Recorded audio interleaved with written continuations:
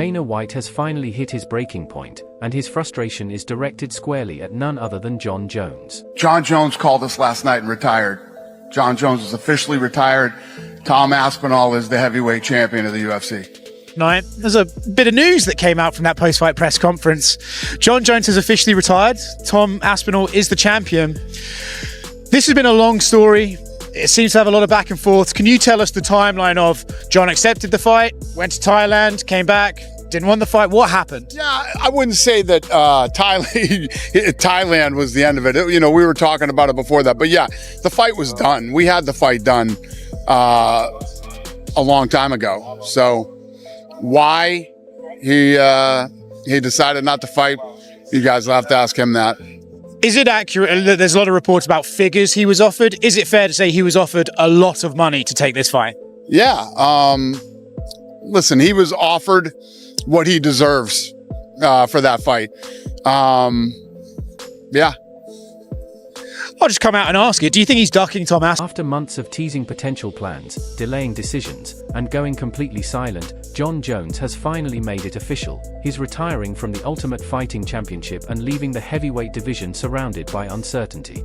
Meanwhile, rumors are spreading quickly that Dana White is furious behind the scenes, not only about the retirement itself but also about how long the organization waited for Jones to make a decision that, in the end, never materialized. Never ducked anybody, and you know, I think the reality is, whatever changed his mind with this fight, I don't know, you'd have to ask him that, but, you know, he's 38 years old, and I don't know.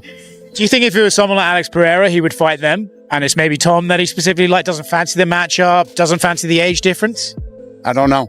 I don't know the answer to these questions. Only he does. You know, we had the fight done.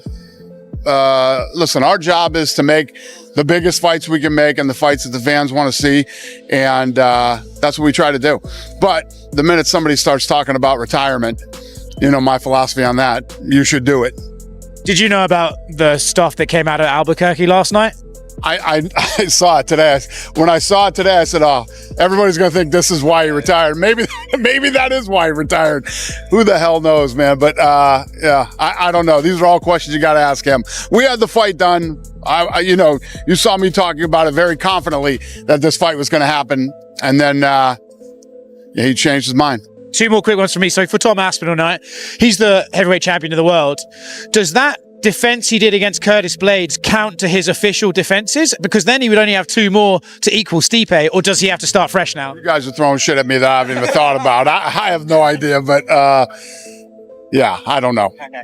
It seems like the most obvious choice would be Cyril Gane for Tom, but is there a chance here maybe that, like, to start the new without Jon Jones era, we should maybe do a big super fight and maybe you could convince Alex Pereira to move up and do an Aspinall fight, something like that? Or what are you thinking about the Tom fight? Well, once I get through today, tomorrow starts International Fight Week. I'll be back in Vegas tonight, and Tom will be there all next week. So we'll sit down with him, see what he's thinking, what he wants to do. He's been great through this whole thing, and literally said, "I'll fight whoever you guys tell me to fight. I'm ready to go." Retired? Is he fighting again? I don't want to say that I'm retired because fighting's in my blood. Right now, I could really care less about fighting. I've been doing it my whole life at a very high level. When the itch comes back, and if it comes back, then I'll do it with my whole heart. I'll do it to the best of my ability. The story starts with the Pavlovich fight, but you know, we could debate this all day long. But even like the Pavlovich fight, it was like Jon had just fought Cyril in 8 March. or 9 months prior, and it was like there was still hope that it would just be Jon. Yeah, but he was going to be out for a year. You know what I mean? He had surgery on his elbow, surgery on his shoulder. You call up Tom in the middle of the night. You give him the interim title fight. It could have been so much cleaner. Perspective stuff. Anyway, in August of 2024, Tom is talking to Michael Bisping on his great YouTube channel, and well, he kind of predicts all of this. Take a look. There's no way on earth that he's going to fight me. Not a chance. I will retire Jon Jones without even fighting him. There it is. I will retire Jon Jones without even fighting him. That's what? 9. The Ultimate Fighting Championship held up its entire heavyweight division for one man, Jon Jones, and now that he has stepped away, both fans and fighters are asking the same question: why wasn't he stripped of the title months ago? Meanwhile, Tom Aspinall's career has been stuck in neutral. UFC London came and went, a UFC Paris card was teased, but no fight was ever finalized. Now with Jones out of the picture, Dana White is left answering for a decision that may have cost the division an entire year of momentum and a crucial stretch of Aspinall's prime. Next is the most dangerous guy that I'm ever going to have to fight. Look at the top 10 now. I've beaten 6 of them. My goal is to beat 10. But what is now going to happen in your career going forward in the heavyweight division? We've got a date. We've got an opponent to work towards. Yeah. Everything's good. And I can finally get my career going again. Is now going to happen in your career going forward in the heavyweight division. All right? What are your feelings towards him? First of all, thanks for keeping it short, because I have said that I'm not going to speak about it anymore. My feelings towards him, I just wish him all the best. Genuinely wish him all the best. If he feels satisfied with what he's done, which he's saying he is, and he's happy to leave like that, then I genuinely wish him all the best. Do you think that is it? I don't know him. Don't know him at all. Met him once. Don't know anything about him, so I don't know. So it's it was short. It was short and sweet, thank you. No, but you can understand that has been quite a huge part of the narrative over the last of course. 12 months. And a lot of fight fans will have their attitudes as to why that decision has been made and what have you. I kind of agree with you. At the end of the day, with the legacy that he's had and what he's done in the sport, he has the right to make a decision for himself. Personally, as a fight fan, I just wish that he'd done it a little bit earlier, so therefore we wouldn't have had that narrative over the last 12 months, because I can imagine it's been incredibly frustrating for you from a personal point of view and a professional point of view as well. Yeah, I just wanted to, I feel like a broken record, I keep banging on, but all I wanted to do was fight. I just wanted to fight. I've not been to work, mate, for nearly a year. I know people see me online and doing all the rest of it, but my main job is fighting people. That's what I do. I've not done that for almost a year, and none of it has had anything to do with me. Right, perfect. This is where I want to go with, Okay, right? Because I think a lot of people have an understanding of you. I'd like to say that obviously we spent a bit of time, so I kind of like to get inside your head a little bit more and pick the little things that go on inside. How have you dealt with that? Because I remember speaking to you during the time that you were out injured with your knee. That was a tough challenge from a psychological point of view. Yeah. This is different, because when you're out with your knee, it's on me now.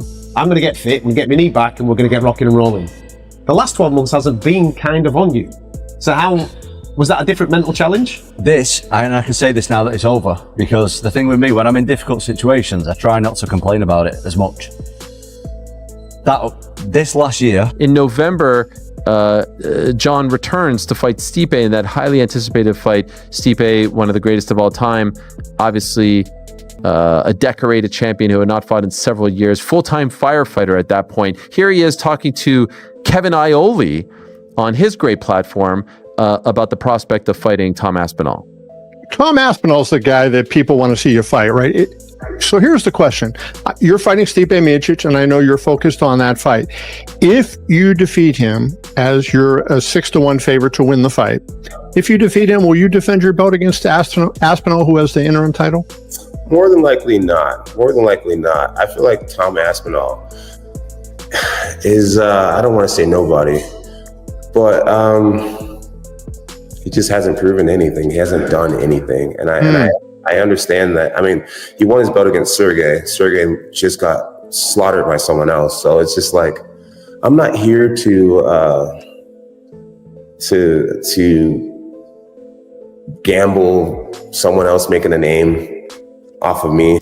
At that point, by the way, Tom had won his UFC debut. He beat Jake Collier via a 45-second knockout. He then beat Alain Badeau in a minute and 35 seconds via TKO. He submitted Andrei Arlovsky, Jon's good friend, in the second round, a minute and 9 seconds.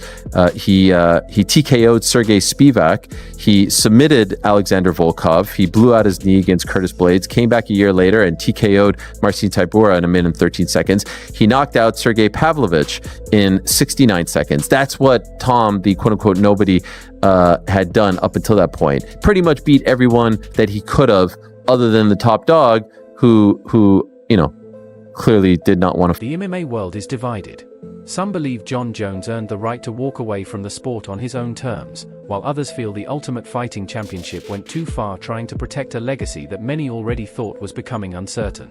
Now the spotlight has shifted to what comes next for Tom Aspinall. There has been plenty of talk about a potential mega fight with Francis Ngannou, a matchup that could shake the entire sport. However, Ngannou still has contractual commitments with the Professional Fighters League, meaning that fight may not realistically happen until 2025.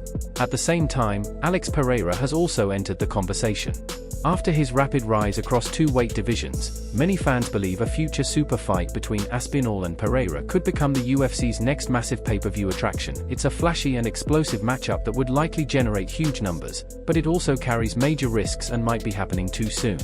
Then there's Cyril Gane, who remains one of the most realistic contenders, especially with the UFC planning several European events. A showdown between Gane and Aspinall would easily fill an arena. Still, some reports suggest that Gane may have already been offered the fight and chose not to take it. As fans try to piece together the conflicting stories, one thing has become clear: the way the UFC handled this entire situation has left a bad taste for many people. From dragging out Jones' timeline to failing to fully back their interim champion, several insiders have described the whole process as chaotic and poorly managed. This sport have to keep the relationships with the UFC. Yeah. And it's a real problem, and there's many layers to this issue. Managers are afraid to back their fighters because of the repercussions on their relationships with the UFC, and it's all over the place. They will serve the UFC before they serve their fighters, as far as I'm concerned. But to see a guy with only one fighter and not have to worry about this at all, and just be like, do you know what? This was bullshit. You know, essentially just be like, this is not cool. I thought it was class. Do we have some quotes there on there, John? I don't know if you put them up there. Oh, here we go. This is from the article up on Uncrowned. And believe me, this has nothing to do with me if this is a good article. I am just writing 50 words. Here's Andy. 50 words. Here's Andy. Here it is. I can't think of a worse way you could have done it. This is the announcement of Tom as the new champion. I don't know if pathetic is the word. I just feel they didn't think about it. I don't think Tom deserved to find out at a press conference in the middle of the night. Yeah. It's got a point. It's poor man management of Jones and Tom. I like the personnel at the UFC, but for me, they just don't do things right sometimes. I think he's right. Well, okay, go ahead. Sorry. And here it is on Jones. Like, I mean, it just feels like he was knocking fucking home run balls out of the park. Like everything that everyone felt. Yeah. He's just like, and here's this one. I know. As soon as Jones got injured and said he needed a year off. For his part, Tom Aspinall has remained calm, but he's made one thing very clear: he's finished with waiting. The heavyweight contender wants to stay active, defend a real championship, and most importantly, prove himself to the world by fighting anyone, anywhere.